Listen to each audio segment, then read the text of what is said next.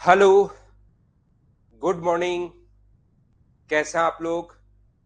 क्या एकदम बढ़िया हैं, एकदम अच्छे हैं, एकदम शानदार हैं? तो चलिए फिर शुरुआत करते हैं हम लोग आज की क्लास। और जैसा मैंने आप लोगों को बताया था कि भाई मैं पहले आप लोगों को पिरामिड पढ़ाऊंगा। आज की क्लास में पिरामिड की थ्योरी मुझे 3-4 बार बतानी पड़ेगी। आज भी मैं आपको बताऊंगा, परसों मैं फिर बताऊंगा। ऐसे 3-4 बार जब मैं आप लोगों को बताऊंगा तब जाके पिरामिड की थ्योरी आपको याद होगी। इस चीज को आप लोग ध्यान रखना। तो आइए फिर हम लोग समझते हैं पिरामिड की थ्योरी के बारे में। आज हम लोग समझते हैं।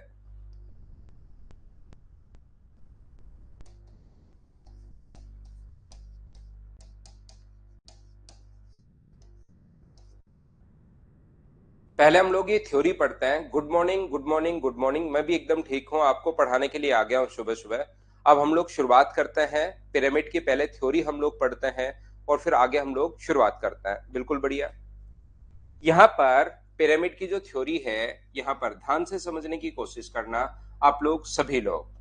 पिरामिड ऐसी कोई भी आकृति, जैसे एक बार इससे पहले मैं वापस आप लोगों को याद करवाता हूं प्रिज्म की। ऐसी कोई भी आकृति, प्रिज्म शुरुआत में 3D जब पढ़ाने की शुरुआत की थी तो प्रिज्म मैंने आप लोगों को बताया था कि कौन सी आकृति अपने पास होती है, प्रिज्म। ऐसी कोई भी आकृति जिसके ऊपर और नीचे दो बेस तो सेम हो, उसको हम लोग प्रिज्म बोलते हैं। अगर आपको याद हो तो 2011 मेंस में ये दोनों के दोनों जो पॉइंट हैं ये मेंशुरेशन में इसने ऐड किए थे, प्रिज्म और पिरामिड। 2011 में, स्लो रख लेंगे पढ़ना, एकदम स्लो रख लेंगे, आपको समझाते हुए आगे बढ़ेंगे। अब कोशिश करना आप लोग सीखने की। यहाँ पर प्रिज्म ऐसी कोई भी आकृति जिसके नीचे और ऊपर बेस सेम हो। नीरज का आज बर्थडे है।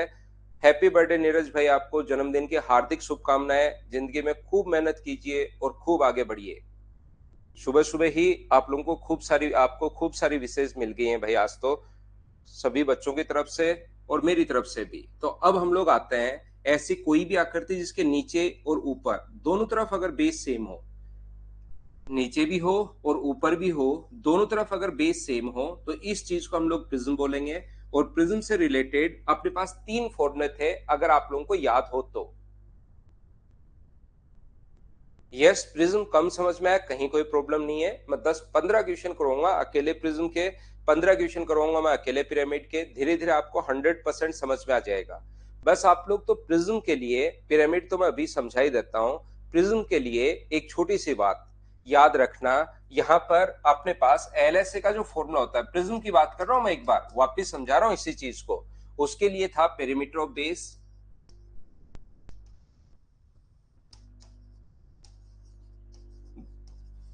इनटू अपने पास हाइट। अगर आप लोगों को याद हो तो मैंने आप लोगों को फॉर्मूला लिखवाया था, आधार का परिमाप इनटू ऊंचाई। ये अपने पास जो है वो होगा आधार का परिमाप और गुना अपने पास ऊंचाई। यहां पर एक तो होता है उसका एलएस से, lateral surface area. Sachin, love you भाई, लेकिन अब पढ़ाई पर ध्यान दो, अपनी भावनाओं पर कंट्रोल करके। तो यहां पर अपने पास टीएसए का जो फॉर्मूला इसका है, टोटल सरफेस एरिया का जो इसका फॉर्मूला है, मैं इसी की बात कर रहा हूं, प्रिज्म की बात कर रहा हूं। वापस आप लोगों के लिए रिपीट कर रहा हूं। अब आप लोग कोशिश करना समझने की, सभी लोग। इसके टीएसए का जो फॉर्मूला होगा, टोटल सरफेस एरिया जो होगा, वो अपने पास होगा एलएसए प्लस अपने पास 2 इंटू एरिया ऑफ बेस। इसका, क्योंकि एक नीचे की तरफ अपने पास बेस होगा, एक ऊपर की तरफ अपने पास बेस होता है। तो एक तो नीचे वाला है और एक ऊपर वाला है। तो इसके टोटल सरफेस एरिया का जो फॉर्मूला होता है वो होता है L S A into 2 into area of base. बिल्कुल आपको याद है, अच्छी बात है भाई। सभी लोग इनको याद कर लीजिए। नीचे और ऊपर दोनों बेस का एरिया जोड़ देंगे, और नीचे और ऊपर अगर बेस सेम है तो आपको याद होगा इसके वॉल्यूम या आयतन का फॉर्मूला हमेशा होता है अपने पास एरिया ऑफ बेस इनटू अपने पास हाइट। ये सिर्फ और सिर्फ अगर किसी भी बच्चे के कम समझ में आए, नहीं समझ में आए, कोई बात नहीं है, इसको याद रखना आप लोग। इसका फॉर्मूला होता है आधार का क्षेत्रफल गुना अपने पास ऊंचाई। आधार का क्षेत्रफल इनटू अपने पास यहाँ पर ऊंचाई। ये अपने पास फॉर्मूला होगा किसका, अपने पास वॉल्यूम का जो फॉर्मूला होता है वो होता है आधार का क्षेत्रफल गुना ऊंचाई। उम्मीद है कि ये तीनों फॉर्मूले आपको याद होंगे। ध्यान रखना प्रिज्म के क्वेश्चंस बहुत आसान होते हैं। अगर ये फॉर्मूला आप लोगों ने लगाए और कोशिश की क्वेश्चन सोल्व करने की, तो 100% आपसे क्वेश्चन खुद से सोल्व हो जाएगा। सिर्फ और सिर्फ 3 फॉर्मूले याद रखिए। प्रिज्म के क्वेश्चंस हमेशा और हमेशा आसान आते हैं, याद रखना आप लोग। लेकिन पिरामिड इतना आसान नहीं होता। प्रिज्म के क्वेश्चंस तो आसान होते हैं, लेकिन पिरामिड इतना आसान नहीं होता। उसको आपको बहुत अच्छे से, बहुत सही तरीके से समझना पड़ेगा। और जब तक उसका 3D का डायग्राम आपके दिमाग में नहीं बनेगा कि कहां से हाइट आ रही है, कहां से स्लांट हाइट आ रही है, कहां से कौन सी चीज है, तब तक आपको मैं कितना भी समझा लूं, चीजें थोड़ी सी कम समझ में आती हैं। इसलिए आज की क्लास में सिर्फ मैं इतना बताऊंगा। और मुझे पहले से पता है कि किसी भी बच्चे को पिरामिड समझाने के लिए उसको कम से कम 2-3 बार समझाना पड़ेगा। एक बार में बहुत कम बच्चों के समझ में आता है, दूसरी बार फिर बताऊंगा, थोड़ा दिमाग में घुसेगा, तीसरी बार फिर बताऊंगा, और फिर उस पर 15-20 क्वेश्चन जब मैं आप लोगों को करवाऊंगा, तब जाके पिरामिड क्लियर होगा। लेकिन जितनी चीजें मैं आप लोगों को बताऊं, उस चीज को आप लोग याद रखना, ये पक्की गारंटी है। 100% आपको मैं समझा दूंगा, लेकिन कोशिश करना घर पर आप लोग जाकर उसको एक बार फिर से पढ़ो। यहां पर देखिए, हम लोग देख रहे हैं पिरामिड। देखो, ये जो अपने पास है पिरामिड, जो आकृति है, ध्यान से समझने की कोशिश करना। ऐसी कोई भी आकृति, अब की बार उसके नीचे की तरफ एक बेस होगा। ऐसी कोई भी आकृति जिसके नीचे की तरफ एक बेस होगा, कैसा भी हो सकता है। स्केलेन ट्रायंगल हो सकता है, इक्विलेटरल ट्रायंगल हो सकता है, राइट एंगल ट्रायंगल हो सकता है, आइसोसेलेस ट्रायंगल हो सकता है, कोई सा भी त्रिभुज अपने पास हो सकता है। इस चीज को हम लोग बोलते हैं कि ये अपने पास पिरामिड है। ऐसी कोई भी आकृति, इसका अपने पास ध्यान से समझने की कोशिश करना। 3-4 बार इनको पढ़ेंगे हम लोग। आज की क्लास में कौन सी चीज को क्या बोलते हैं, सिर्फ इतना ही याद रखेंगे हम लोग। धीरे धीरे मैं पढ़ाऊंगा इसको। ऐसी कोई भी आकृति जिसके नीचे और ऊपर बेस सेम हो, नीचे कोई भी आकृति जो अपने पास है, याद रखना, कोई भी अपने पास अगर हो, स्क्वायर भी अपने पास हो सकता है, ऊपर की सारे की फलक या फेस अगर अपने पास ट्रायंगल जैसी अगर है, तो इस चीज को हम लोग बोलते हैं ये अपने पास एक पिरामिड है। नीचे एक स्क्वायर है। रियल में ये जो डायग्राम है वो ऐसे है। रियल में ये जो डायग्राम है ये इस प्रकार से, ए बी सी और डी, ये इस प्रकार से है, जहां पर दोनों ये जो अपने पास पॉइंट है, ये पॉइंट मान लो ओ। यहां पर अगर बात करें हम लोग आपको समझाने के लिए, ये इस प्रकार से ए बी सी और डी पॉइंट है, और ये बीच में जो पॉइंट है ये ओ है। 3D में ऐसे बनेगा, 2D में ऐसे। और ये जो मार्कर है अपने पास, ये जो पेन है, ये इसके हाइट का काम करेगा, यहाँ पर बीच में आकर एज का काम करेगा। मान लो 3D में आपको एक डायग्राम अगर बनाना है, तो आप जिस भी रूम में रह रहे हो, वो मान लीजिए एक स्क्वायर जैसा है। मान लीजिए एक स्क्वायर जैसा है, उसके जो नीचे वाले कोने हैं 4, एक तो मेरे सामने वो रहा कोना, एक मेरे उस साइड है, एक मेरे उस साइड है, और एक मेरे इस साइड कोना है। तो आप लोग भी ये चारों कोने देखिए। और जो फैन लगा हुआ है, मेरे कमरे में तो लगा हुआ है नहीं, आपके कमरे में फैन लगा हुआ होगा ऊपर बीच में, ऊपर बीच में आपके फैन लगा हुआ होगा। अगर इन 4 नीचे वाले कोने से हम लोग 4 रस्सियां अगर उस फैन के बांध दी जाए, तो ये जो अपने पास होता है, इसको हम लोग बोलते हैं पिरामिड है। ध्यान रखना, अगर 4 रस्सियां नीचे वाले कोने से उस फैन के अगर बांध दी जाए, तो ये एक ऐसा पिरामिड होगा जिसका बेस अपने पास एक स्क्वायर है, और अपने पास यहाँ पर बेस तो एक स्क्वायर होगा, और ये ऐसा पिरामिड बन जाएगा। ध्यान रखना, ये लिख रखा है इजिप्ट में जैसे पिरामिड होता है। ध्यान रखना, इजिप्ट के पिरामिड नीचे से बेस स्क्वायर जैसा है। पिरामिड उस आकृति को बोलते हैं जिसका नीचे का बेस ट्रायंगल जैसा भी हो सकता है, स्क्वायर जैसा भी हो सकता है, रेक्टेंगल जैसा भी हो सकता है, पैरेललोग्राम जैसा भी हो सकता है, नीचे एक बेस हेक्सागन भी हो सकता है, ऑक्टागन भी हो सकता है। यहाँ पर मुझे लगता है थोड़ा सा क्या इश्यू आ रहा है क्या आज क्लास में, मुझे एक बार बताना। मेरी तरफ स्क्रीन पर इसने कुछ दिखाया है, कोई सही चल रही है क्लास, या मुझे बताना भाई एक बार।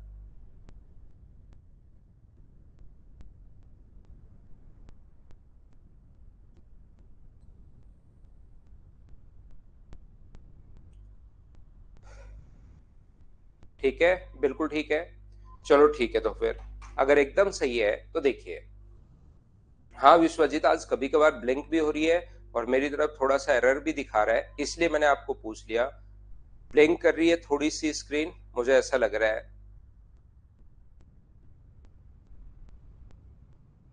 ठीक है ना।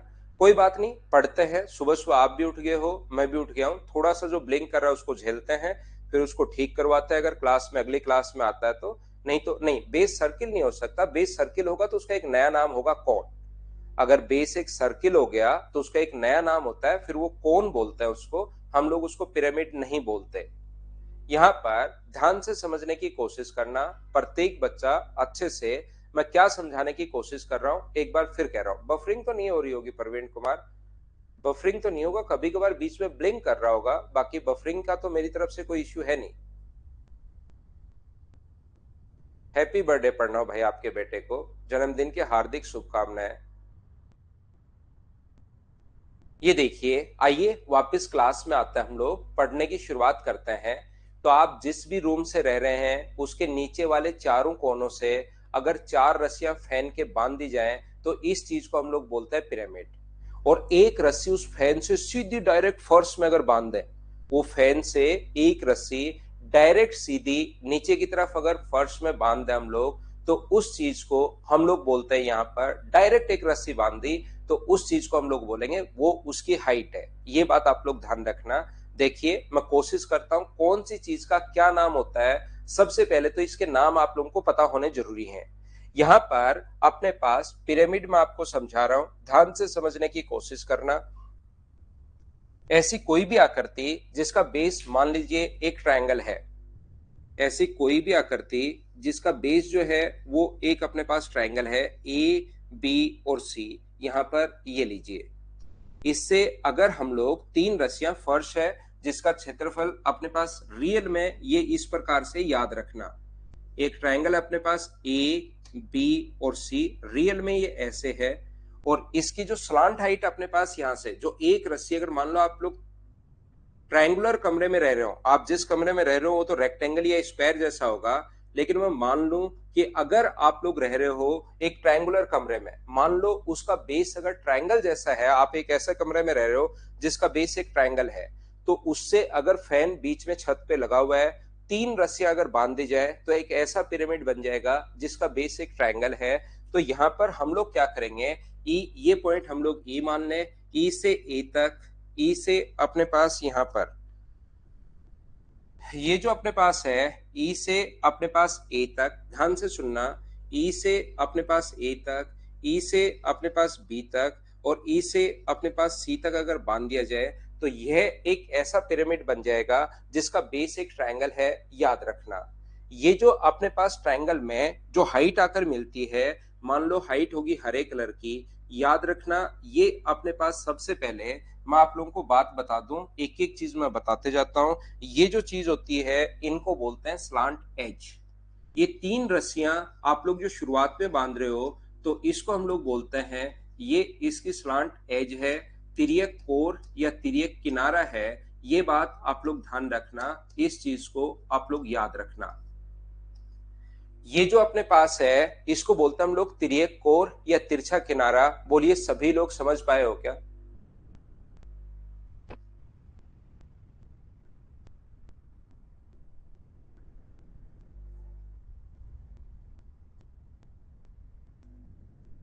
बिल्कुल ईश्वर, बिल्कुल एकदम सही है।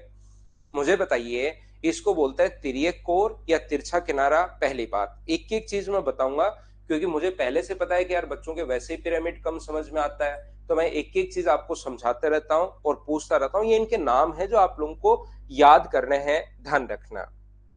जैसे हम लोग, और जो इसकी मेन हाइट होती है वो यहां पर आकर मिलती है, ध्यान से सुनना। इस पर ग्रेविटी सेंटर पर अगर ट्रायंगल है तो इसकी जो हाइट आकर मिलेगी वो उसके हमेशा ग्रेविटी सेंटर पर आकर मिलेगी। ये आप लोग ध्यान रखना कहां पर आकर मिलती है, जी पर। तो इस चीज को बोलते हैं, इस चीज का नाम जो होता है, ग्रीन वाला जो है इस चीज का नाम होता है, ये इसकी है मेन हाइट, अपने पास मेन ऊंचाई है, ध्यान रखना ये चीज। ये अपने पास मेन हाइट है, ये इसकी ऊंचाई है, इस चीज को आप लोग ध्यान रखना, इसको आप लोग याद रखना। मान लीजिए अपने पास यहाँ पर इस प्रकार से ये अपने पास ग्रेविटी जो सेंटर है ये अपने पास मान लीजिए जी है, और ये जो ग्रीन वाली हाइट है ये बीच में ऐसे खड़ी है। जिस प्रकार से ये हाइट है, ये बीच में ऐसे पोल मान लीजिए, या आप लोग फैन के ऊपर से एक रस्सी डायरेक्ट अगर फर्श में बांध रहे हो नीचे की तरफ, डायरेक्ट फर्श में एक रस्सी बांधी और वहां पर अगर रस्सी बांध रहे हो, तो ये होती है मेन हाइट जो बीच में आती है कमरे के। ये अपने पास 4 कोने हैं आपके कमरे में, चारों नीचे वाले कोने से अगर 4 रस्सियां फैन की अगर बांध दी गई, तो ये चारों की चारों रस्सियां तो काम करेंगी स्लांट एज या तिर्यक कोर का, और एक रस्सी डायरेक्ट अगर नीचे की तरफ आप बांध रहे हो, तो इस चीज को हम लोग बोलते हैं, ये इसकी मेन हाइट है। बिल्कुल टेंट या तंबू या किसी भी टाइप का हो सकता है टेंट, तो उससे सिवा में आप समझ नहीं पाओगे, इसलिए मैं ये चीज आप लोगों को बताता हूं। मोहम्मद वसीम, कोई क्वेश्चन नहीं पूछना, जो मैं बोलते जा रहा हूं उसको समझते चलो और सिर्फ याद कर लो, खुद की तरफ से क्वेश्चन मत बनाना, खुद की तरफ से कोई क्वेश्चन आपको बनाने की जरूरत नहीं है, ध्यान रखना आप। यहां से जब मैं कहूंगा कि हाँ अब बना लो, तब आप लोग बना सकते हो। अगर मान लो एक रस्सी, देखिए अभी तक ध्यान से सुनना, अच्छे से कोशिश करना भाई समझने की, नीचे वाले 4 कोनों से 4 रस्सियां अगर बांध दी जाए, तो वो फैन के जाकर जहां पर बांधोगे उसको तिर्यक कोर बोलते हैं। एक रस्सी डायरेक्ट फर्श में अगर बांध दी जाए, ऊपर से फैन से आएगी, देखो मेरा हाथ ऊपर से आ रहा है, तो फैन से ऐसे रस्सी आएगी एक नीचे की तरफ और नीचे फर्श में चली जाएगी, उसको हम लोग बोलते हैं, यहाँ पर क्या बोलते हैं, उसकी मेन हाइट बोलते हैं। अगर एक रस्सी को फैन से और डायरेक्ट जो नीचे वाला कोना है उसके, दोनों जो कोने हैं आपके कमरे के उसके मिड पॉइंट नीचे की तरफ, जो कोने हैं दोनों उसके मिड पॉइंट पर अगर एक रस्सी बांध दी जाए, यहां से अगर एक रस्सी बांध दी जाए, यहां से ध्यान से सुनना, अगर हम लोग यहां से एक रस्सी इसके मिड पॉइंट पर, या तो यहां पर या तीनों फेस पर होंगी, 4 फेस है तो 4 फेस पर होंगी, 5 है तो 5 फेस पर होंगी, और ये पॉइंट को अगर एक बार मैं डी मान लूं, यहां पर ध्यान रखना, ये पॉइंट इसका मिड पॉइंट यहां पर है, तो एक रस्सी जो पॉइंट ई था उससे अगर ऐसे बांध दी जाए या इस पर बांध दी जाए या इस पर बांध दी जाए, तो उसका जो नाम होता है वो नाम होता है स्लांट हाइट। ये बहुत ज्यादा इंपॉर्टेंट है, इनका जो नाम होगा वो अपने पास होगा स्लांट हाइट। इसका जो नाम होता है वो होता है तिर्यक ऊंचाई। तिर्यक या तिरछी बात एक ही है भाई, तिर्यक भी नाम आ सकता है या तिरछी भी नाम आ सकता है, ये चीज आप लोग ध्यान रखना। इसका जो नाम होगा वो अपने पास होता है तिर्यक ऊंचाई, ये चीज आप लोग ध्यान रखना, इसको आप लोग याद रखना। इसका जो नाम होता है, इसको हम लोग बोलते हैं यहाँ पर तिर्यक ऊंचाई, ये नाम होता है ये इसका। अगर हम लोग एक रस्सी, ये जो 2 कोने हैं आपके, चाप के कमरे में 4 कोने हैं, मैं 3 ही बना रहा हूं, 2 जो कोने हैं उसके बीच में, चाहे इसके बीच में चाहे इसके बीच में, नीचे जहां पर फर्श और दीवार मिल रही है उसके बीच में, ये तो कोने हैं आपके कमरे के, और इन दोनों कोनों के बीच में जो अपने पास कोई जगह है उस पर एक रस्सी अगर बांध दी जाए, तो इसका नाम होता है स्लांट हाइट, जिसको हम लोग एल से डिनोट करते हैं। हाइट को हम लोग एच से डिनोट करते हैं, और स्लांट हाइट को किससे डिनोट करते हैं, एल से डिनोट करते हैं, याद रखना। मैं फिर से रिपीट करता हूं राजीव, मैं ये कहने की कोशिश कर रहा हूं, मान लो ये अपने पास यहां से यहां तक हाइट है, ये इस प्रकार से हाइट है, तो ये पॉइंट ई है, रियल में डायग्राम में ये पॉइंट ई है। अगर ई से आप लोग डी को बांधते हो, या ई से यहां पर पॉइंट बांधते हो, या ई से इसके मिड पॉइंट को बांधते हो, तो इस चीज का जो नाम होता है वो नाम होता है स्लांट हाइट,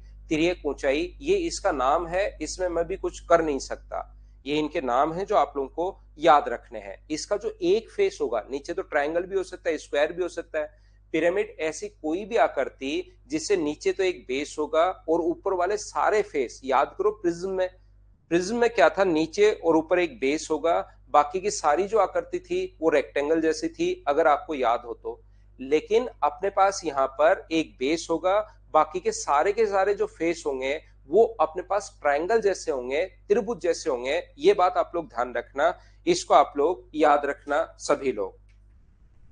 जैसे मैं आपको क्या समझाने की कोशिश कर रहा हूं, ध्यान से समझने की कोशिश करना। मैं एक ऐसा आपको बात बताने की कोशिश कर रहा हूं कि ये जो अपने पास आकृति होती है, ये अपने पास जो क्वेश्चन था, कौन सा क्वेश्चन था, प्रिज्म था, तब तो इसके चारों तरफ ऐसे अपने पास रेक्टेंगल जैसी आकृति होती है। लेकिन कभी भी अगर अपने पास पिरामिड है तो इसके 3 ऐसे ट्रायंगुलर, ये तो रेक्टेंगल है, इसको अगर यहां से काट दिया जाए, इस प्रकार से इसको यहां से काट दिया जाए, तो इसका एक फेस जो है वो ट्रायंगल जैसा बना होता है। क्या आप लोग समझ पा रहे हो क्या?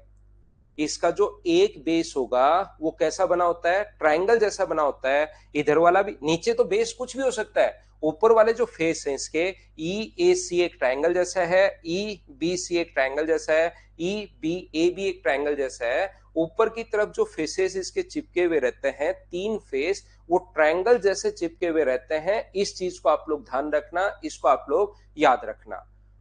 ऊपर की तरफ जो बेस चिपके, ऊपर नीचे तो एक बेस होगा, वो कैसा भी हो सकता है, रेक्टेंगल, स्क्वायर, हेक्सागन, ऑक्टागन, कुछ भी हो सकता है, डेकागन।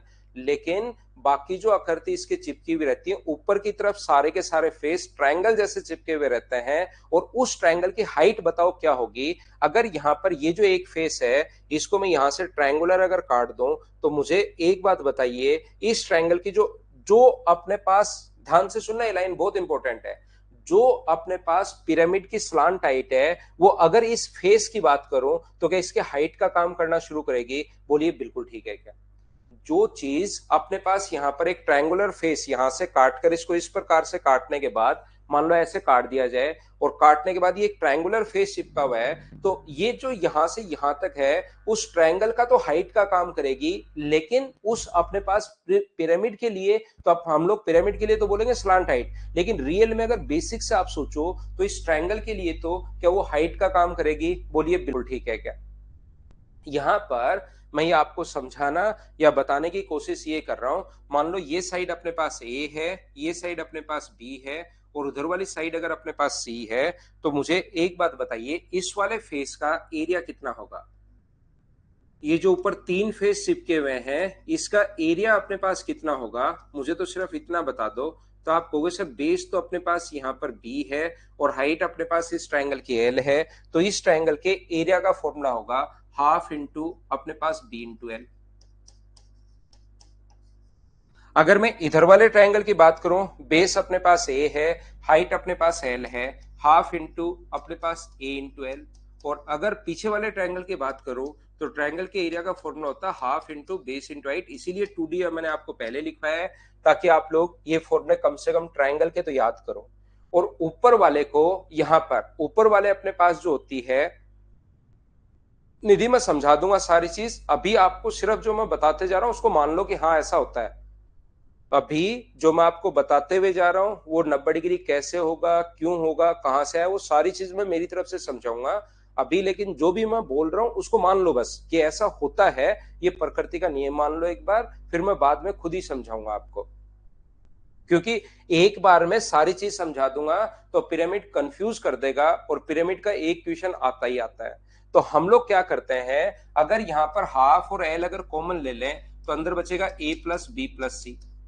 अगर यहां पर चार साइड होती तो A plus B plus C plus D बचता, पांच साइड होती तो A plus B plus C plus D plus E बचता, छह साइड होती तो एफ तक आ जाता। तो टोटल मुझे बताइए, यहां पर अपने पास तीन साइड है तो तीनों का सम, चार साइड है तो चारों का सम, पांच साइड है तो पांचों का सम। क्या इस चीज को हम लोग उसके आधार का परिमाप बोल सकते हैं क्या? तो याद रखना, ऊपर वाले को हम लोग लेटरल सरफेस एरिया बोलते हैं। अगर आपको याद हो, पहले कभी अगर पढ़ा है, तो ध्यान रखना, इसके एलएसए का जो फॉर्मूला अपने पास होता है, इसके एलएसए का जो फॉर्मूला होगा वो अपने पास होगा 1/2 पेरीमीटर ऑफ बेस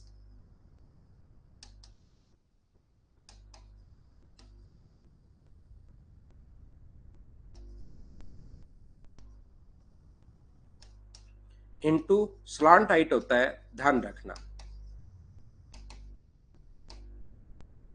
यहां पर एलएसए का जो फॉर्मूला होगा वो होगा 1/2 आधार का परिमाप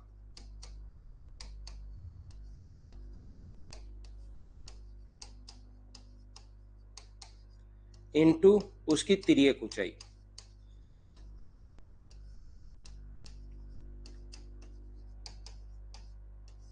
इसके जो टोटल सरफेस एरिया का फॉर्मूला होता है, कुल पृष्ठीय क्षेत्रफल,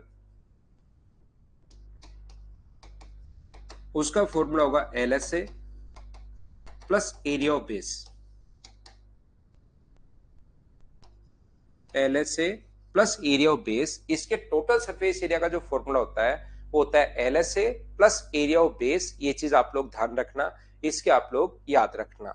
और इसका अपने पास जो टोटल सरफेस एरिया तो ये आ गया, और वॉल्यूम का फॉर्मूला हमेशा होता है एरिया ऑफ बेस वॉल्यूम का फॉर्मूला हमेशा होता है area of base into height. लेकिन ऐसा कब होता है, इसकी मेन हाइट आएगी, याद रखना आपकी बार, ऐसा ओनली और ओनली तब होता है जब अपने पास नीचे की तरफ और ऊपर की तरफ बेस सेम हो। यहाँ पर एरिया का फॉर्मूला नीचे की तरफ और ऊपर की तरफ बेस अगर सेम हो तो ये होता है। अगर ऊपर बेस नहीं है, कोण में याद करो, सिलेंडर में था आधार का क्षेत्रफल गुना ऊंचाई, लेकिन यहाँ पर तब था जब अपने पास नीचे और ऊपर बेस सेम था। सिलेंडर से जैसे ही कोण में चेंज हुआ तो वहां पर हम लोग इंटू किससे कर पा रहे थे, तो आप कहोगे सर इंटू करते हम लोग जब ऊपर की तरफ बेस नहीं हो तो इंटू करते हम लोग 1/3 से। ये चीज आप लोग याद रखना, ये ध्यान रखना। इसके आयतन का जो फॉर्मूला होता है, इसके वॉल्यूम का जो फॉर्मूला होता है, वो अपने पास होगा 1/3 आधार का क्षेत्रफल गुना ऊंचाई। ये चीज आप लोग लिख सकते हो सभी बच्चे अगर चाहो तो। बस आज हम लोग इसको इतना ही पढ़ेंगे, कल फिर से बेसिक समझाऊंगा मैं, और फिर आप लोगों को मैं बताऊंगा कि अब पूछो कि क्या आपको पूछना है। अभी तक मैंने पिरामिड में क्वेश्चन पूछने का आपको अधिकार नहीं दिया है, बाद में मैं आपको अधिकार दूंगा, तब जो मर्जी है वो पूछ लेना, हर चीज को मैं आपको बताऊंगा। आप इसको इतना एक बार याद कर लेना सभी बच्चे। सिस्टमेटिक तरीके से हम लोग पढ़ेंगे, कैसे सिखाना है आपको किसी भी चीज को वो मुझे अच्छे से पता है, तो हम लोग सीख तो लेंगे, लेकिन आप लोग इस चीज को ध्यान रखना भाई, इतना आप लोग याद कर लेना सभी बच्चे।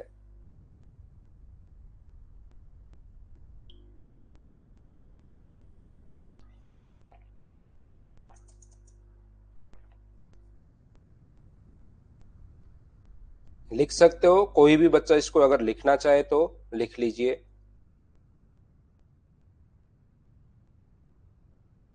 फिर हम लोग क्वेश्चंस करेंगे जहां कल थे। कहां तक के क्वेश्चन कल हम लोग कर चुके थे, बताओ मुझे। हाँ पवन राज।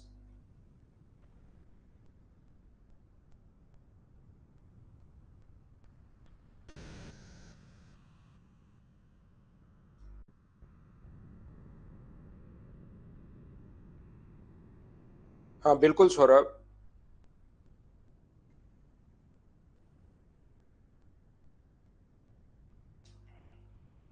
विश्वजीत आप तो ये इसको याद करना, बस ये इसके नाम होता है, फिर मैं आपको वापस लूंगा, तब आपको जो मर्जी है वो पढ़ लेना।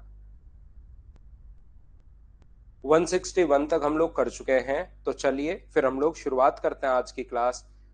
उम्मीद है ये आप लोगों ने लिख लिया होगा।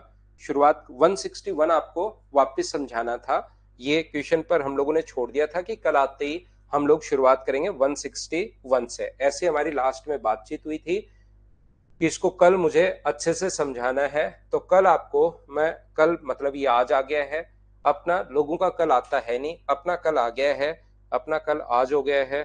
तो चलो अब हम लोग पढ़ते हैं, कोशिश करते हैं समझने की। 160 तक हो चुके हैं। देखिए ये जो अपने पास लिखा हुआ है, the base radius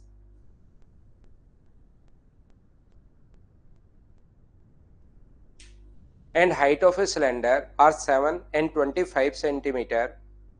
Cavity of radius 5 centimeter and height 12 centimeter are drilled on cone one cylinder on both end respectively.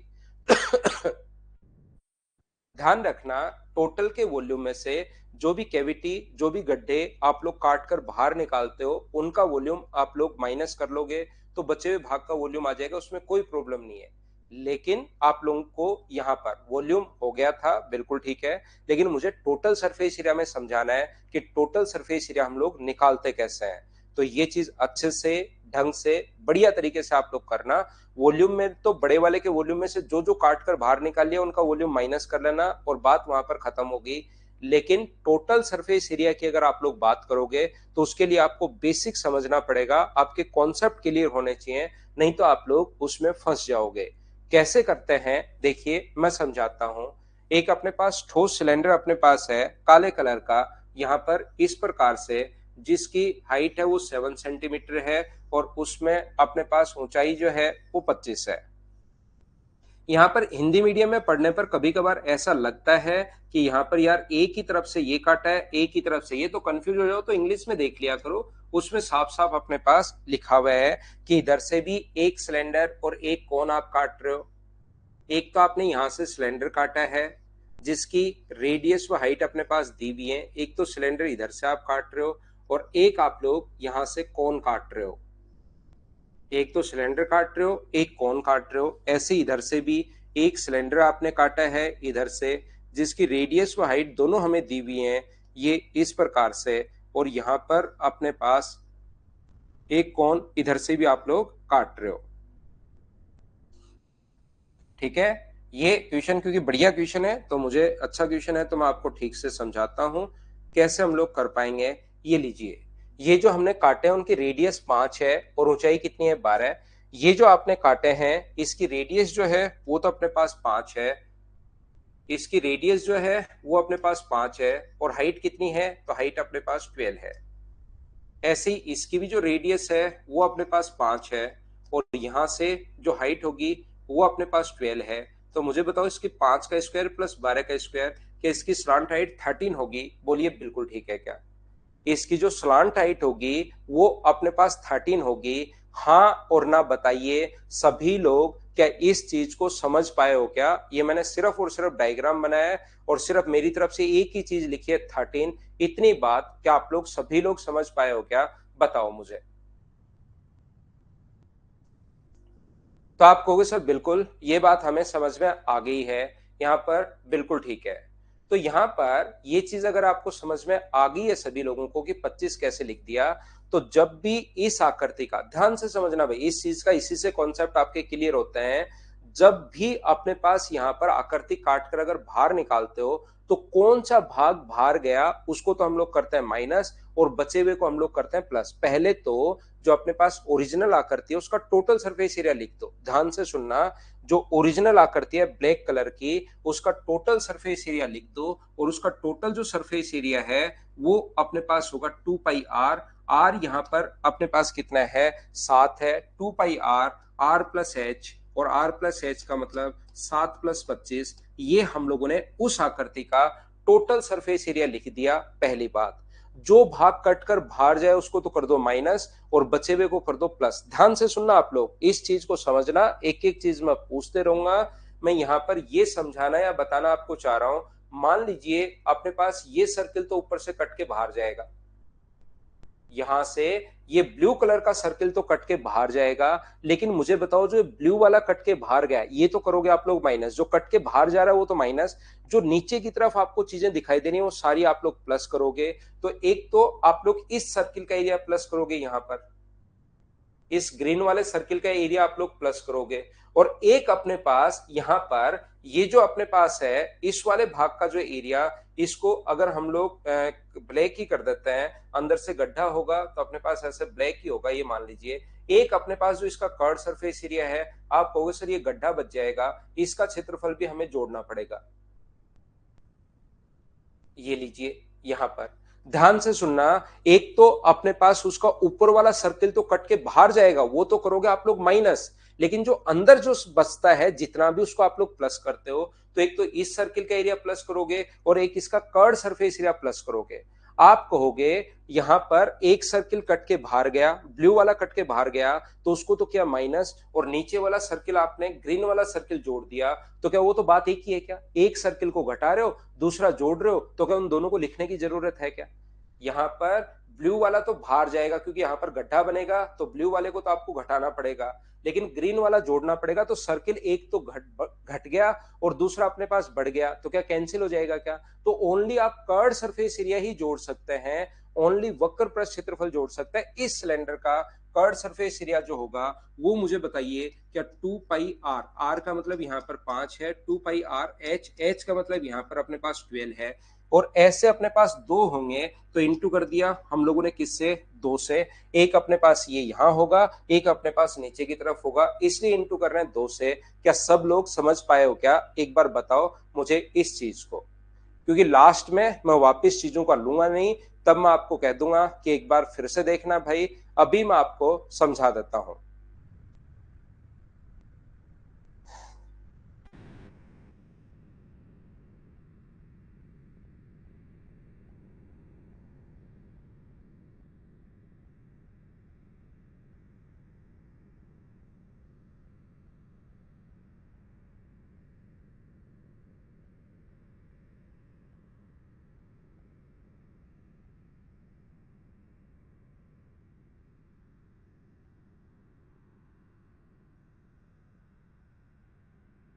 Total surface area का फॉर्मूला होता है गौरव ये 2πr r+h।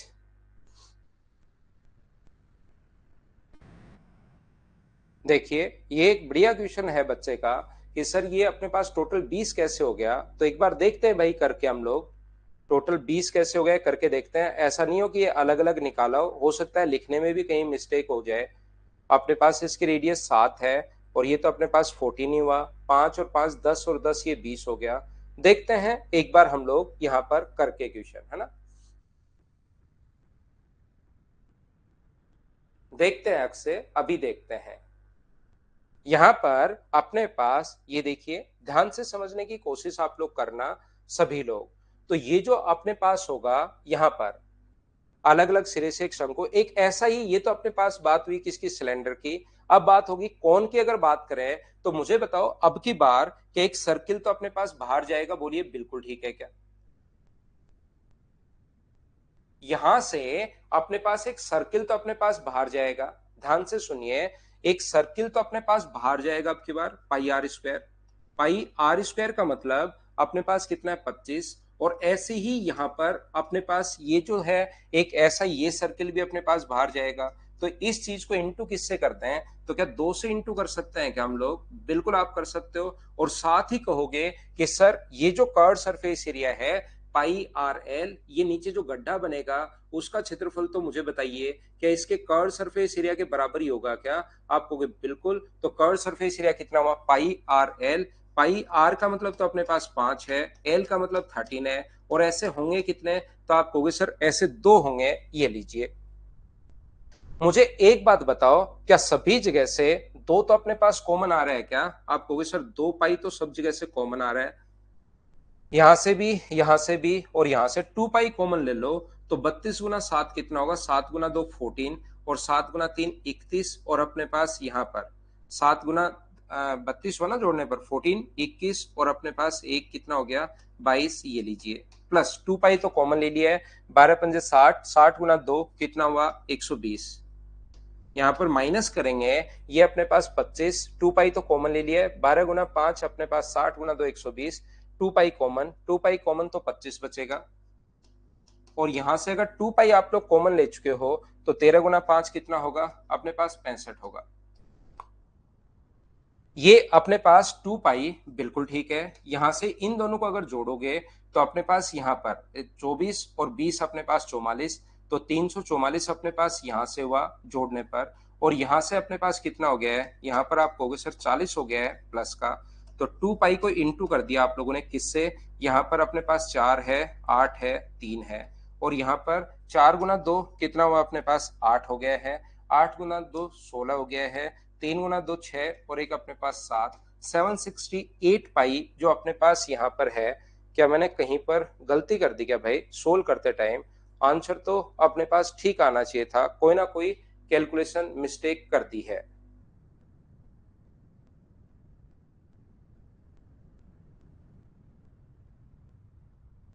टू पाई तो हम लोग कॉमन ले चुके हैं, πrl।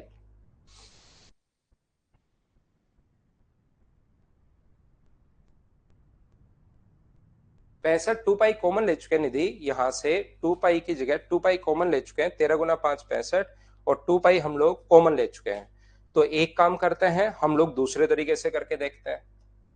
कैसे करके देखते हैं, ये अपने पास ऑप्शन में अगर नहीं है तो क्या हम लोग ऐसा कर सकते हैं क्या, यहाँ पर अपने पास 68 और एक 76, अगर हम लोग ऐसे कर लें कि यहाँ से 2 पाई आर आर प्लस एच, ये एक सिलेंडर है, हटाओ इसको, ये अपने पास ये है, हटाइए इसको, और ये अपने पास ये है तो हटाइए इसको, 2 को ही हटा दिया हम लोगों ने। तो ये तो अपने पास इंटू करोगे तो 224 गुना 2 अपने पास 448 पाई आएगा। यहां पर प्लस का 12 पंजे 60 गुना 2 कितना आएगा 120 पाई आएगा। ये माइनस का अपने पास 25 और 65, तो मुझे बताइए 13 गुना 5 65 और 25, 13 गुना 5 65 और 25 का 40 आ गया है क्या, ये अपने पास 40 पाई आ गया। 0 0 और 8, 4 और 2 6, और 4 अपने पास 10 है, 5 और 1 608 पाई। ये भाई अपने पास ऐसा है, इंग्लिश में जैसे हम लोगों ने पढ़ा, are drill on cone and both side, both end respectively of the cylinder. यहाँ पर अपने पास थोड़ी सी दिक्कत ये है, ये दोनों तरफ से नहीं काटे, एक साइड से अपने कौन काटा है और एक साइड से हम लोगों ने सिलेंडर काटा है। क्वेश्चन में हिंदी में ठीक था, अब की बार क्वेश्चन उसमें ऐसा ही लिखा हुआ है। और जैसे एक बच्चे ने भी पूछा बीच में क्वेश्चन में, उससे भी हमें समझना चाहिए था, लेकिन हमें लगा कि कहीं कोई मिस्टेक नहीं हो, तो अपने पास यहाँ से समझना चाहिए था कि दो कैसे काट सकते हैं 20 का। तो इसने ये अपने पास क्वेश्चन करते टाइम ये अपने पास यहाँ से ये अपने पास मिस्टेक हो गया इधर वाला, तो 608 पाई ये अपने पास आंसर आ गया है। हाँ और ना बताइए, क्या आप समझ पाए हो क्या?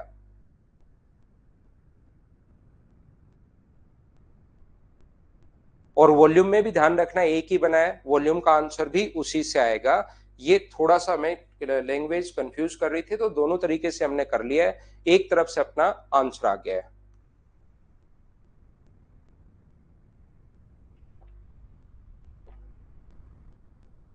तो यहां से दोनों क्वेश्चन बन गए। अपने पास ध्यान रखना कि कैसे हम लोग यहाँ पर एक बच्चे का बीच में जो क्वेश्चन था वो भी अब सेटिस्फाई हो रहा है इस चीज से कि अपने पास टोटल जब अगर 14 है तो 10 का तो काट सकते हो, वो 20 का कैसे काट सकते हैं। इसीलिए वो क्वेश्चन का भी अपने पास लग रहा था कि हो सकता है थोड़ी बहुत मिस्टेक हो, बाकी क्वेश्चन ऐसे सोल्व कर लेंगे हम। आगे बढ़ते हैं नेक्स्ट क्वेश्चन में 162 में। जो बच्चा थोड़ा सा कम समझ पाया है भाई, वो एक दो बार इसको वापस से देखना। चलिए करने की कोशिश करते हैं हम लोग। 162 करो आप।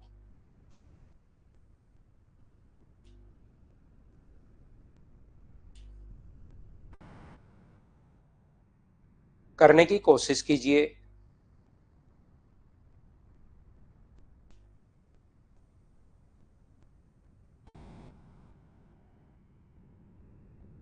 कोई कोई क्वेश्चन होगा तुषार, कोई एक आधा क्वेश्चन होगा, जब 200 क्वेश्चन करोगे तो एक आधे क्वेश्चन में तो आएगी ही, वो तो एसएससी में भी आती है भाई।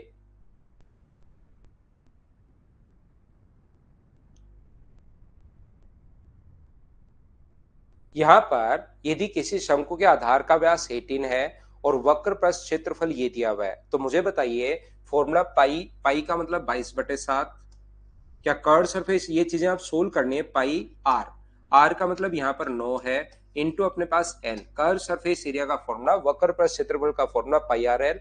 और इसको जोड़ोगे 7 गुना 4 28 और 2 कितना हुआ अपने पास 30, 14 और 3 अपने पास 17 है, 28 और अपने पास एक हो गया है 29 यहाँ पर। और डिवाइड हम लोग किससे कर रहे हैं, 7 से। तो 7 से अपने पास ये 7 कट रहा है, 11 से कट रहा है 2 बार, और 11 से इसको काट दीजिए आप लोग। 11 से कट गया 2 बार और 7 बार, 0। 9 से कट रहा है कितनी बार, 30 बार, और 2 से कट रहा है 15 बार। अपने पास हाइट पूछिए, स्लांट हाइट आपके पास है, और अपने पास आधार की त्रिज्या अगर आपके पास है, तो 15 के स्क्वायर में से 9 का स्क्वायर माइनस करोगे तो ये तो अपने पास आंसर आ जाएगा। 15 के स्क्वायर में से 9 का स्क्वायर माइनस करोगे तो मुझे एक बात बताइए कि इसकी हाइट 12 आ गई। और क्या ये क्वेश्चन तो सभी ने सोल्व कर लिया था क्या, बताओ मुझे। उम्मीद है इसको सभी बच्चे आसानी से ढंग से खुद ही सोल्व कर पाए होंगे। नेक्स्ट क्वेश्चन पर हम लोग चलते हैं। अगला क्वेश्चन हमारी स्क्रीन पर ये रहा, करते जाओ बढ़ते जाओ, कुछ कौन के क्वेश्चंस यहाँ पर लगे हुए हैं, लिखे हुए हैं, आप लोग खुद ही करते चलो, आंसर बताते चलो। चलिए कीजिए क्वेश्चन। विद्यासागर मैं तो एकदम, अब तो विद्याशंकर आज तो बिल्कुल स्लो पढ़ा रहा हूं देखो।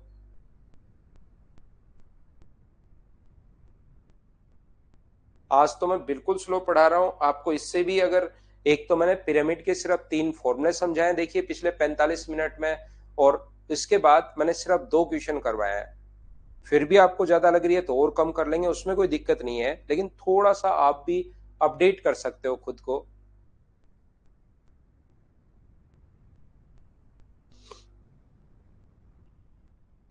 अच्छा रिकॉर्डिंग में बोल रहे हो क्या?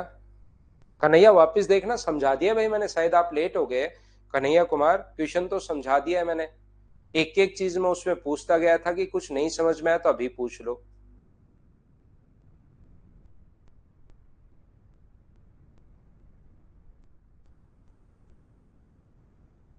गेहूं का ढेर शंकु के आकार का है जिसके आधार का व्यास अपने पास 8.5 मीटर है।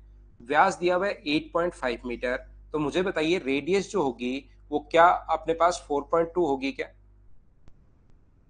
ये रेडियस जो होगी वो 4.2 होगी, और यहाँ पर ऊंचाई जो है 1.75 मीटर है, इसकी जो हाइट है वो 1.75 है, ये जो है 1.75 मीटर है। तो भाई यहाँ पर अगर आप लोग देखना चाह रहे हैं, समझना चाह रहे हैं, तो कैनवास का मतलब ये बच्चा काफी दिन से एक बच्चा कैनवास क्या होता है, कैनवास क्या होता है, आप इस चीज को मान सकते हो, इस चीज को हमें ढकना है, किसी कागज से ढकना है मान लो, तो उसका हमें एरिया पूछा है, ये चीज बस हमें करनी है, यही कैनवास होता है कि आप किसी कागज से ढकना, उस कागज को मान लो कैनवास है, और उस कागज का एरिया बता दीजिए, ये हम लोगों से पूछा गया है, सीएस से हम लोगों से पूछा गया है।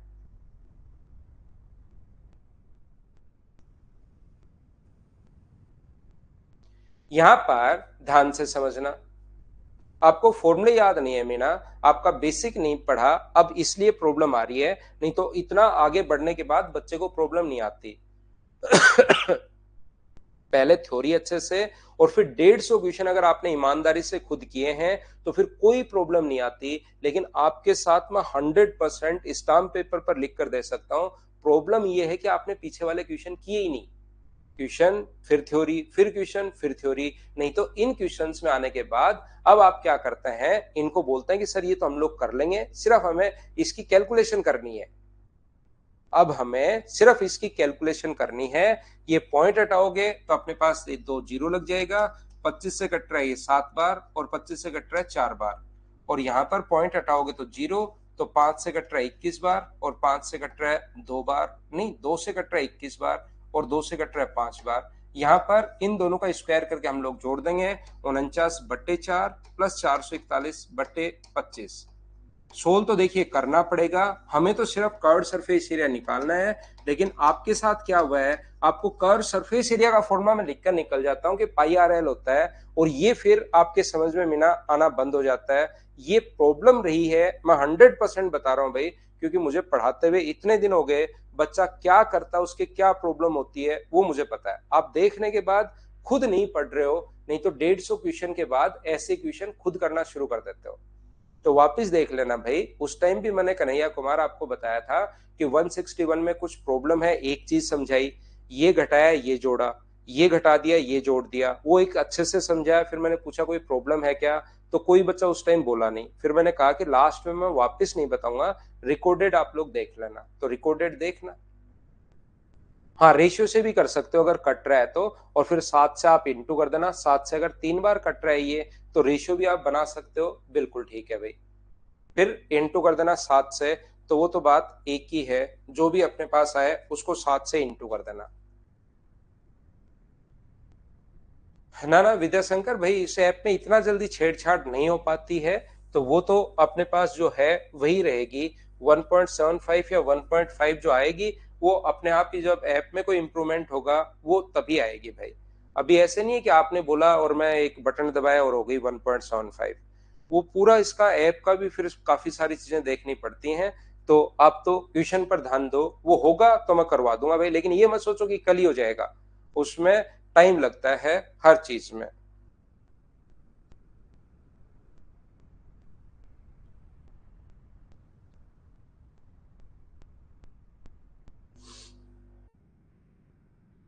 अगर कुछ चेंज करवानी है तो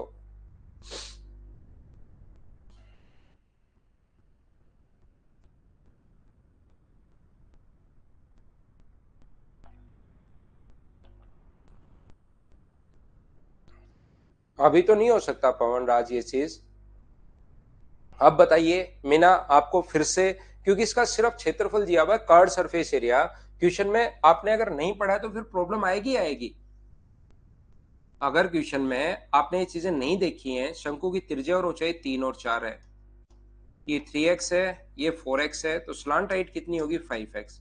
अब आपको अगर कर्ड सरफेस एरिया का फॉर्मूला नहीं पता होगा तो इस क्वेश्चन में बहुत प्रॉब्लम आएगी, नहीं तो आपको लगेगा यार ये क्वेश्चन तो आसान है, कर ही लेंगे इसका, तो वक्र पृष्ठ क्षेत्रफल का फॉर्मूला होता है पाई आर का मतलब 3x, पाई आर एल होता है, अब ये आपको नहीं पता लगेगा कि ये कहां से लिख दिया अगर फॉर्मूला याद नहीं है तो, क्योंकि हर बार मैं ये नहीं लिख सकता, क्योंकि लिख भी दूंगा तो भी आप याद नहीं कर पाओगे, पाई आर एल होता है, पाई आर एल होता है, ये तो आपको अब समझना पड़ेगा भाई। पाई से अपने पास पाई कट गया, 15 से ये कट रहा है एक बार और 15 से 6 बार। तो एक्स स्क्वायर की वैल्यू अगर 16 आ गई है तो एक्स का मान आ गया 4। और मुझे बताइए, आपके पास आधार भी है और आपके पास ऊंचाई भी है, तो क्या वॉल्यूम फाइंड आउट कर सकते हो क्या? 1/3 पाई आर स्क्वायर इंटू अपने पास एच है, ये लीजिए, इसको आप लोग इंटू कर लो, 3 से कट जाएगा ये 48 टाइम, और ये अपने पास आंसर आ जाएगा 768 पाई। ये अपना आंसर है, बोलिए ठीक है क्या? 164 के बाद हम लोग आगे बढ़ते हैं। नेक्स्ट क्वेश्चन आप लोग करने की कोशिश करो, 165।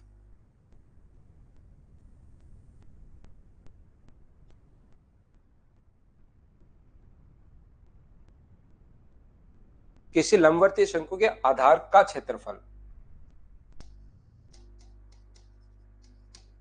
81 सेंटीमीटर स्क्वायर है। The area of a base of a right circular cone is 81 centimetre square, और हाइट अपने पास ये दी हुई है, कर्ड सरफेस एरिया पूछा है। तो ये अपने पास एक सर्किल जैसा होता है। अब इन क्वेश्चंस को खुद करना चाहिए आपको। यहाँ पर मैं तो सारे क्वेश्चन करवा रहा हूं, लेकिन आप खुद ही कर लीजिए इनको कि इसकी रेडियस अगर आर है तो पाई आर स्क्वायर बराबर हमें दिया हुआ है 81 पाई। इसका मतलब आर का मान के यहाँ से 9 आ जाएगा क्या? अब इनको क्या स्लो पढ़ाऊं बताओ मैं। यहाँ पर ये 12 है तो ये आ जाएगा 9 का स्क्वायर, 12 का स्क्वायर, 15 का स्क्वायर। तो पाई आर एल आप लोग निकाल लीजिए, कर्ड सरफेस एरिया आपके पास आ जाएगा। क्या स्किप कर दूं क्या? नेक्स्ट क्वेश्चन, इसमें आधार की परिधि दी हुई है। पिछली बार एरिया दिया हुआ था, अब की बार आधार की परिधि दे दी। तो आज स्क्रीन में थोड़ी सी दिक्कत आ रही है भाई।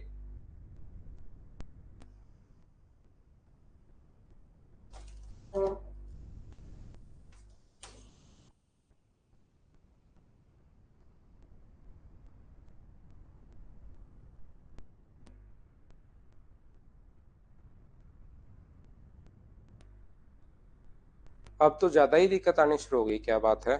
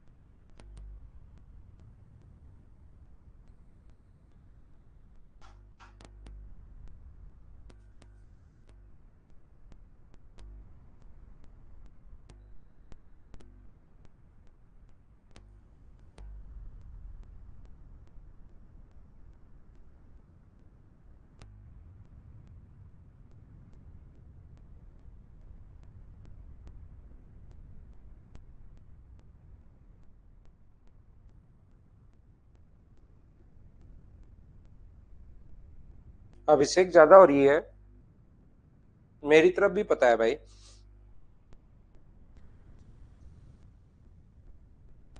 हाँ,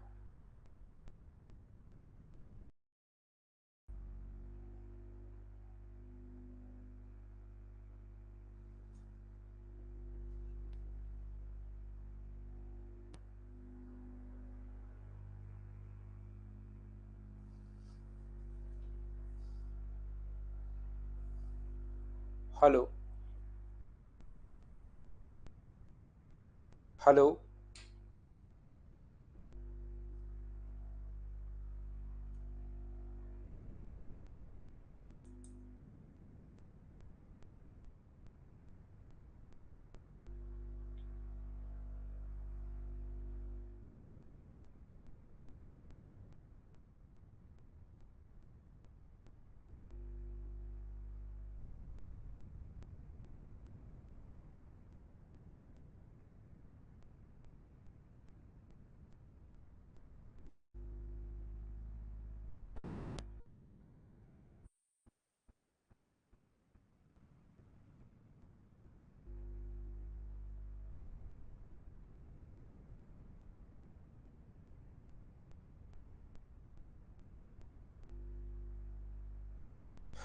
देखिए, अब क्वेश्चन करते हैं, थोड़ा ठीक हुआ होगा, फिर से होती है तो देखते हैं। क्या क्वेश्चन कर पाओगे क्या? इसको आधार की परिधि अगर 44 है तो रेडियस आ जाएगी 7 और हाइट अपने पास दी भी है ही। तो ये आसान क्वेश्चन है, इसको आपको खुद को करना चाहिए। तो ये अपने पास 25 हो जाएगा और पाई आर एल से कर्ड सरफेस एरिया तो आप लोग निकाल सकते हैं। आज प्रॉब्लम आ ही रही है भाई स्क्रीन में, मेरी तरफ भी पता लगता है।